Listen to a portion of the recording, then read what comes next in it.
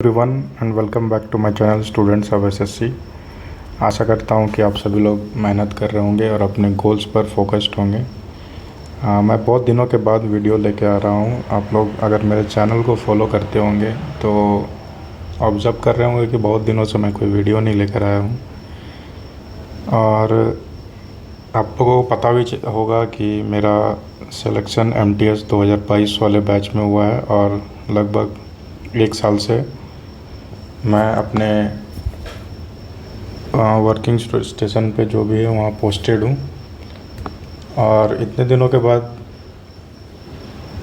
काम करके बहुत बिज़ी हो गया था, इसीलिए कोई वीडियोस वगैरह नहीं ला पा रहा था मैं। वर्क के साथ पढ़ाई करना, फिर बीच में मेरा शादी भी हो गया था तो बहुत ज़्यादा बिज़ी चल रहा था। तो अभी ऐसे थोड़ा सा टाइम मिला है तो सोचा कि आप लोगों के लिए कुछ वीडियो बना दूं। तो जैसा कि आप लोगों को पता ही होगा कि 1 साल से मैं यहाँ पे पोस्टेड हूँ और 1 साल के बाद एक मल्टीटास्किंग स्टाफ की सैलरी कितनी बनती है वो मैं आप सभी से शेयर करना चाहता हूँ। तो वीडियो में बने रहें और आगे आपको पता चलेगा। तो जैसे कि आप लोग जानते ही हैं कि मल्टीटास्किंग स्टाफ लेवल 1 का जॉब है और हाँ, इसकी स्टार्टिंग लेवल 1 सेल 1 से स्टार्ट होती है और ये 18,000 ग्रेड पे की जॉब है। और डिपेंडिंग ऑन ज्वाइनिंग, आप साल के किस पॉइंट पे ज्वाइन करते हो तो आपका इंक्रीमेंट भी लगता है साल में एक बार। तो अगर आप जुलाई से पहले ज्वाइन करते हो, मतलब जुलाई से 6 मंथ पहले लगभग ज्वाइन करते हो, तो 1 जुलाई को आपका एक बार इंक्रीमेंट लग जाता है। और या तो अगर 6 मंथ के बाद ज्वाइन करते हो तो 1 जनवरी को इंक्रीमेंट लगता है। यानी साल में दो बार नहीं, 2 डेट्स में किसी एक डेट पे आप इंक्रीमेंट लगवा सकते हो अपना, depending upon your joining time. तो मेरा जो इंक्रीमेंट है वो 1 जन को लगा और मेरा अभी जो सैलरी है वो बेसिक सैलरी 18,500 हो चुका है एक इंक्रीमेंट लगने के बाद। तो जो सेंट्रल गवर्नमेंट या फिर कोई भी गवर्नमेंट जॉब होता है उसमें आपको बेसिकली आपका जो सैलरी होता है उसका बेसिक और एक तो बेसिक सैलरी प्लस उस पर डीए मिलता है, जो कि टाइम टू टाइम अपडेट होते रहता है डिपेंडिंग अपॉन महंगाई कितना चल रहा है। तो अभी जो डीए है वो 55% है और इसके साथ आपको एचआरए मिलता है, जो कि डिपेंड करता है आप किस सिटी में पोस्टेड हो। तो एचआरए जो है 3 कैटेगरी ऑफ सिटी में डिवाइडेड होता है। एक होता है एक्स, एक वाई और एक जेड कैटेगरी वाले सिटी। तो जो भी बड़े बड़े सिटीज़ होते हैं जैसे मुंबई, दिल्ली, कोलकाता और भी बहुत सारे ऐसे सिटीज़ हैं जहाँ पे रहना बहुत महंगा पड़ता है, तो वहाँ पे एचआरए ज़्यादा मिलता है, जो कि अभी करंट रेट में 30% है। उससे थोड़ी छोटी सिटी जो होती है वहाँ पे 20% मिलता है। और जेड कैटेगरी वाली सिटी जो छोटी सिटीज़ होती है उसमें 10% मिलता है। और मैं जो अभी फ़िलहाल इस जेड कैटेगरी सिटी में ही पोस्टेड हूँ। और ये जो परसेंटेज निकलता है ये बेसिक पे निकलता है। जो आपका बेसिक सैलरी है उसका जो ये 30, 20 और 10% है, ये उस पर एचआरए मिलता है। तो ये 3 चीज़ नॉर्मली मिलता है। और कुछ कुछ एरिया में, जैसे कि मैं अभी हार्ड एरिया में पोस्टेड हूँ, आप लोगों को पता ही होगा कि मेरा पोस्टिंग सिक्किम में हुआ, तो ये एक हार्ड एरिया में काउंट होता है। तो यहाँ पे कुछ एक्स्ट्रा अलाउंसेस मिलता है, जैसे कि एससीए स्पेशल कंपनसेटरी अलाउंस और एसडीए भी मिलता है।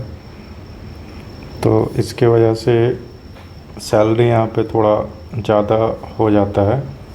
और ये बेसिक डीए, एचआरए और एक टीपीटी अलाउंस भी मिलता है, जो ट्रांसपोर्टेशन अलाउंस होता है। ये भी डिपेंडिंग ऑन सिटीज़, जो XYZ कैटेगरी है उसके ऊपर डिपेंड करता है, ज़्यादा या कम मिलेगा। और एचआरए आपको जो है, अगर आप क्वार्टर्स अवेल करते हैं तो एचआरए आपको नहीं मिलता है। ये उन्हीं को सिर्फ मिलता है जो क्वार्टर्स जिन्हें नहीं मिला है उनको एचआरए मिलता है। तो ये बेसिक फॉर्म ऑफ सैलरी होता है। तो मैं आपको अपना पे स्लिप दिखाकर बताता हूँ कि अभी फ़िलहाल मेरा कितना सैलरी है।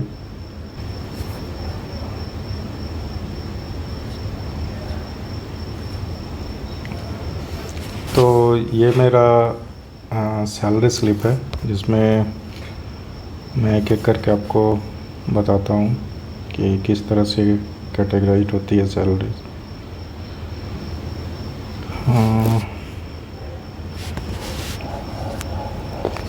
तो सबसे पहले मैं office of the executive engineer, border road player division 2, Chungthang, north Sikkim में पोस्टेड हूँ। और ये जो मेरी सैलरी स्लिप है, ये जून 2025 की है। यहाँ हम देख ही रहे होंगे, ये मेरा नाम है निशांत कुमार। और अभी फ़िलहाल आप पे लेवल 1 यहाँ देख रहे हो, पेमेंट पे लेवल 1, ये 18,000 से 56,900 तक जाती है। तो अभी फ़िलहाल मैंने आपको बताया था कि मेरा एक इंक्रीमेंट ऑलरेडी लग चुका है। तो मेरा भी जो सैलरी है 18,000 से 18,500 हो चुका है, क्योंकि 1 जनवरी 2025 को मेरा एक इंक्रीमेंट लगा था।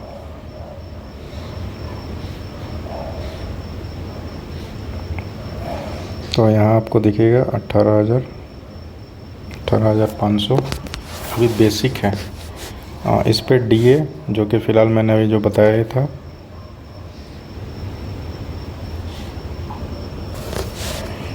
डीए जो अभी 55% चल रहा है।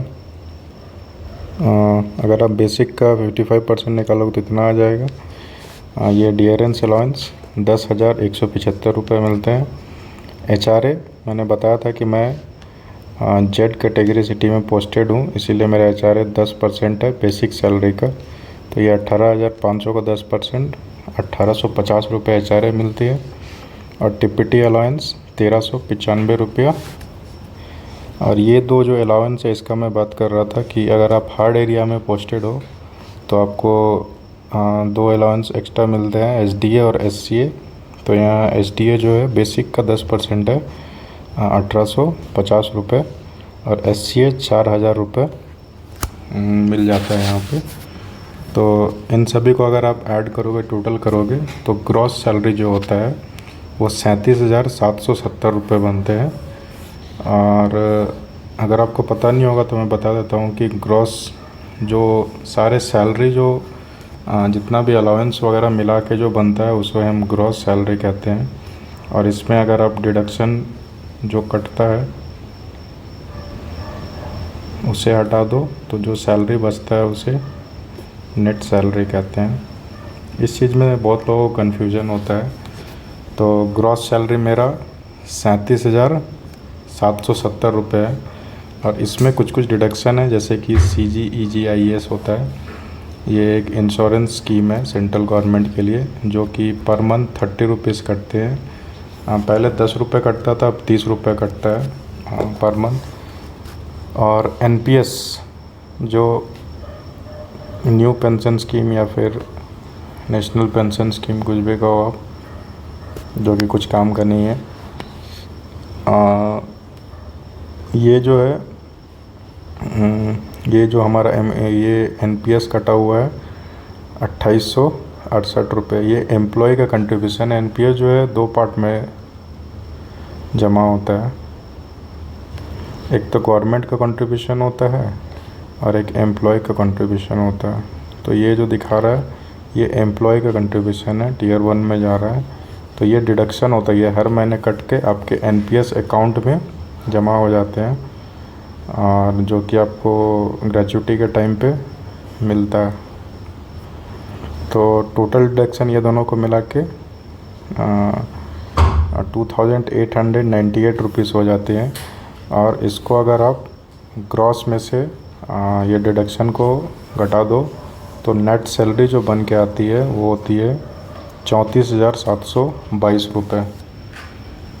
तो अभी फ़िलहाल जो मुझे सैलरी मिलता है इन हैंड या फिर क्या इन अकाउंट, तो वो होता है 34,722 आफ्टर ऑल द डिडक्शंस।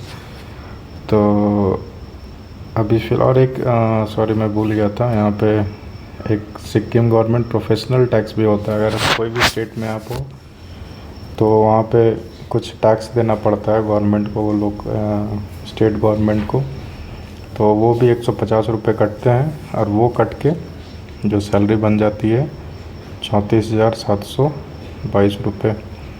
अब इसमें फिर एक इंक्रीमेंट लग जाएगा जनवरी 2026 में, और ये बढ़ के हो जाएगा 19,100। बेसिक जो 18,500 अभी है वो 19,100 हो जाएगा, जो कि एलडीसी के बेसिक के बराबर होता है। अगर आप एलडीसी के पोस्ट पे ज्वाइन करोगे तो इतना ही बेसिक पे आपको मिलता है 19,100। और अभी जैसे कि थोड़ा बहुत चर्चा चल रहा है कि गवर्नमेंट 8th पे कमीशन लाने वाली है, तो उसके वजह से सेंट्रल गवर्नमेंट एम्प्लॉय को बहुत अच्छा फ़ायदा हो सकता है। अब इस पर डिपेंड करता है कि कितना फिटमेंट फैक्टर लाती है। जैसे कि पिछले बार तो 1.86 था, इस बार डिमांड तो बहुत लोग बहुत ज़्यादा कर रहे हैं, लगभग 3 टाइम्स बढ़ाने वगैरह, लेकिन इतना होगा नहीं। हमको जहाँ तक लगता है कि 1.86 से लेकर ये 1.86 से लेकर 2 तक गवर्नमेंट देगी, जहाँ तक मुझे लगता है। और अगर आपको फिटमेंट फैक्टर पता नहीं होगा तो ये मैं हो सकता है अगला कोई वीडियो बनाऊँ तो उसमें बता दूँ। ऐसे कि फिटमेंट फैक्टर वही होता है जो कि एक मल्टीप्लाइंग फैक्टर होता है आपके बेसिक सैलरी से। जैसे कि मान लो अगर गवर्नमेंट देती है 2 का फिटमेंट फैक्टर देती है, तो जो करंट में अभी आपका बेसिक है वो इंटू 2 टाइम्स, यानी कि 2 के मल्टीपल हो जाएगा। जो कि अगर अभी 18,000 अगर मान लो कि सबसे लोएस्ट ग्रेड पे जो अगर आप गवर्नमेंट जॉब में जाते हो, तो अगर 18,000 है तो ये बढ़ के 1 जनवरी से बोला तो है गवर्नमेंट के लागू हो जाएगा। अब देखना पड़ेगा, मोस्ट प्रोबेबली लग ही जाएगा, क्योंकि हमेशा से अगर आप हिस्ट्री देखोगे तो लग ही जाता है। और अगर लेट भी हुआ लगने में तो आपको एरियर बन के वो जो पैसा है वो मिल जाएगा। तो अगर फिटमेंट फैक्टर 2 का रहता है इस बार, तो जो आपका बेसिक पे जो है 18,000 से बढ़ के 36,000 होने वाला है गवर्नमेंट जॉब में, यानी कि मिनिमम सैलरी जो कोई गवर्नमेंट एम्प्लॉय को मिलेगी वो 36,000 मिलेगी। बाकी कैलकुलेशन आप सारा इसी पे कर सकते हो। हाँ, एक बात और कि जब भी कोई नया पे कमीशन आता है तो डीए जो होता है ये 0 हो जाता है, क्योंकि गवर्नमेंट आपको ऑलरेडी इन्फ्लेशन के हिसाब से फिटमेंट फैक्टर देती है।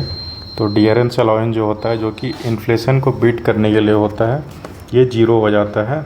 और फिर हर 3 महीने 4 महीने पे ये डीए बढ़ना चालू हो जाएगा, यानी कि जितने से बढ़ाएगी गवर्नमेंट 3%, फिर 6%। तो अभी तो अब बाकी सारे अलाउंस वैसे ही होते हैं, एचआरए वगैरह आपको मिलेंगे, एचआरए, टीपीटी, और कोई भी अगर आपके एरिया में स्पेशल अलाउंस है तो वो मिलेंगे आपको। पर तब तक के लिए जब तक ये डीए बढ़ता नहीं है आपको सैलरी में उतना फ़र्क नहीं दिखेगा। लगभग अभी जितना सैलरी है उससे 4-5 हज़ार मैक्सिमम आप पकड़ो कि बढ़ता हुआ दिखेगा। लेकिन यही 3-4 साल के बाद जो आपकी सैलरी अभी करंट है ये लगभग 2 गुना हो जाएगी, 2 से 2.5 गुना बढ़ जाएगी 3-4 साल के बाद, जब डीए बढ़ के 30%, 32% या फिर 50% तक अगर बढ़ेगा तो ये जो 8th पे कमीशन का फ़र्क आपको दिखाई देगा आपके सैलरी में। तो इतना जान के रखो कि लगभग हर 10 साल में गवर्नमेंट एम्प्लॉय की, कोई भी गवर्नमेंट एम्प्लॉय हो, उसकी सैलरी जो है 3 गुना बढ़ जाती है। यानी अगर 30,000 अगर सैलरी अभी आपकी है तो ये 10 साल के बाद 90,000 के बराबर हो जाएगी। और उस पर यही पे कमीशन वगैरह और डियरेंस अलाउंस ये सब इसको बढ़ा के ले जाते हैं वहाँ तक।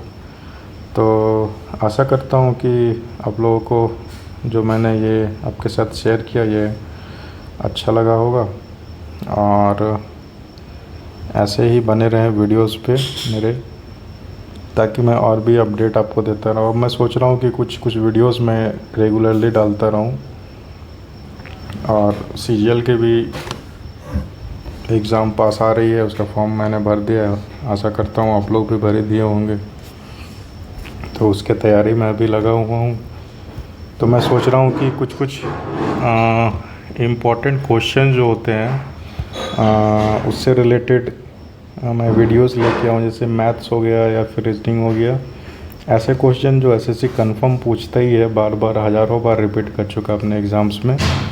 तो छोटे छोटे वीडियोस में उसका अच्छा सॉल्यूशन बता के आपको दूँ, ताकि आपके लिए हेल्पफुल हो। और आपको और भी कोई हेल्प चाहिए होगा तो आप कमेंट बॉक्स में छोड़ दें, तो मैं आपका हेल्प कर दूँगा। तो आप लोग ऐसे ही पढ़ते रहें, मेहनत करते रहें, और अपने गोल्स जो है उसको लेके कभी भी पीछे उसको ना छोड़े, उसके साथ कॉप अप करते रहे और मेहनत करते रहे।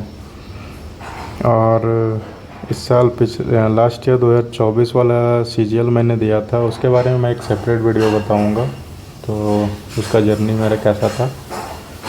तो इस वीडियो में इतना ही रखते हैं। तब तक के लिए अपना ख्याल रखें और अपने माता पिता का रिस्पेक्ट करें और अपने गोल्स पर फोकस्ड रहें। Thank you.